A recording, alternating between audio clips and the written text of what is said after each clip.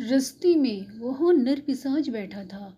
वह स्कूल जंगल के पास में है, यही सोचकर बहुत लोग अपने बच्चों को स्कूल ना भेजा करते थे। गांव वालों को विश्वास था कि जंगल में भूत रहते हैं, इसलिए वह जंगल जाने से डरते थे। और जो बच्चे जाते थे वह सब एक साथ झुंड बनाकर जाते थे। इसी तरह से जो बच्चे स्कूल जाते थे उनका स्कूल आना जाना चल रहा था। उन्हीं में से एक दिन एक लड़की को छुट्टी के बाद स्कूल में कुछ काम पड़ गया। जब वह घर लौटने को हुई तो बाकी बच्चे जा चुके थे। अब क्या करे, उसे अकेले ही जंगल का रास्ता पार करना था। उसने गांव में जंगल के बारे में बहुत किस्से सुने थे। उसे वह सब किस्से एक एक कर याद आने लगे। वह धीरे धीरे स्कूल से घर की तरफ जाने लगी। जहाँ से जंगल शुरू होता था वहाँ से उसके कदम कांपने लगे। थोड़ी आगे बढ़ने पर उसने देखा एक भयानक दैत्य जैसा आदमी बरगद के पेड़ के नीचे बैठा है। जैसे ही उस दैत्य की नज़र उस पर पड़ी, अब तो उसका खून सूख गया। उसने भयानक आवाज में कहा, घबराओ नहीं, तुम आराम से यहाँ से जा सकती हो, लेकिन तुमने मुझे देखा है, यह बात कभी किसी को ना बताना।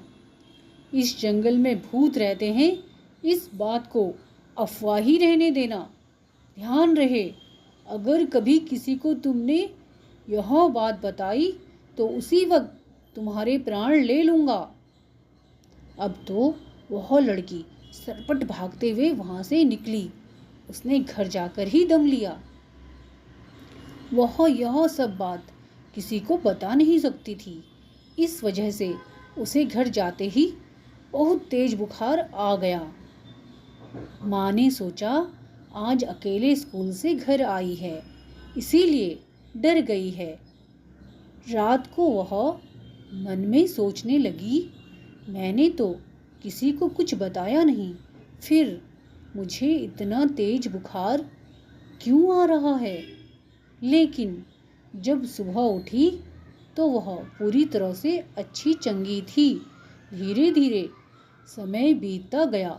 लड़की उस दिन वाली बात कभी किसी को नहीं बताई, लेकिन वह भी उस बात को भुला नहीं पा रही थी।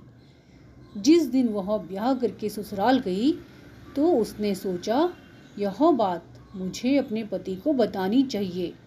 उसने कहा, मुझे आपसे अपने जीवन की कोई बात नहीं छुपानी चाहिए, इसलिए मैं आपको एक बात बताती हूँ। पति ने बड़े प्यार से कहा, तुम्हारे मन में जो कुछ है मुझे बताओ, हो सकता है मैं तुम्हारी कोई सहायता कर सकूं। लड़की ने कहा, मैंने आज तक अपने जीवन की यह घटना कभी किसी को नहीं बताई। और उसने पति को सारी बात बताई।